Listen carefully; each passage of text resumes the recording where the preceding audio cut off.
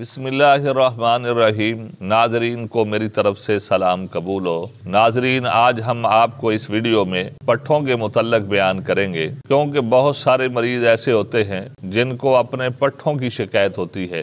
एक मरीज तो वो होता है कि जो बिल्कुल तंदुरुस्त होता है, लेकिन वो शिकायत ये करता है कि जी जब भी काम करता हूँ तो थोड़ा सा काम करता हूँ तो थक जाता हूँ, नींद मुझे बहुत जल्दी आ जाती है, काम करने के दिल नहीं करता, कंधों में दर्द रहता है। इसी तरह कई दफ़ा वो कमर में दर्द की शिकायत भी करता है। जब वो किसी भी मुआलिज के पास जाता है और अपनी रूदाद सुनाता है तो मुआलिज उसको, डॉक्टर कहता है जी आपके पट्ठे कमज़ोर हैं। अब मरीज जो है वो भी समझता है कि वाकई ही डॉक्टर ने या मुआलिज ने मेरी बीमारी को सही तशखीस किया है। तो नाजरीन, ये जो मसला होता है कि चलते फिरते इंसान बिल्कुल तंदुरुस्त जो है महसूस होता है, लेकिन काम करने के वक्त जो है इंसान जल्दी थक जाए या काम करने को दिल ना करे या कमर में दर्द, कंधों में दर्द, ये जो है किस वजह से होता है? नाजरीन, ये हालत उस वक्त इंसान की बनती है जब इंसान का खून गाढ़ा हो जाए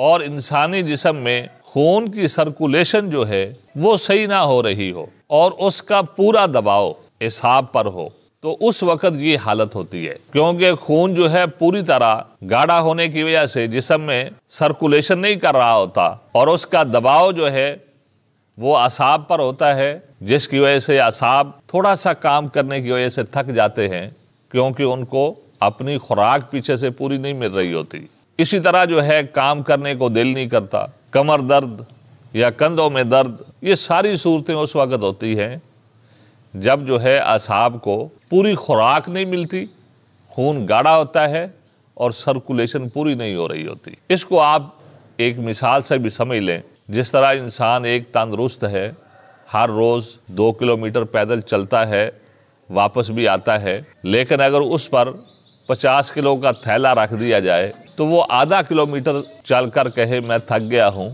अब मुझे आगे जो है जाने की ताकत नहीं है, सकत नहीं है।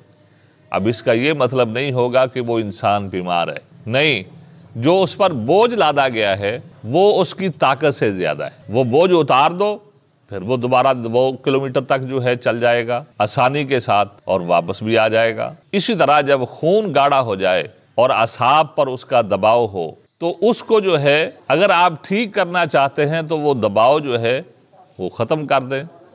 वो ख़त्म किस तरह होगा कि उसका खून पतला करें और उसको पेशाब आवर जो अद्वियात हैं जिनके साथ पेशाब ज़्यादा आए ताकि खून साफ़ हो जाए और पतला हो जाए, वो दें। और इसी तरह ऐसी खुराक दें जिसके साथ खून पतला होता है। और ये चीज़ें खुराक में भी गर्म तर होंगी या तर गर्म होंगी, और अद्वियात के अंदर भी गर्म तर और तर गर्म अद्वियात खून को पतला करती हैं और उसको साफ भी करती हैं।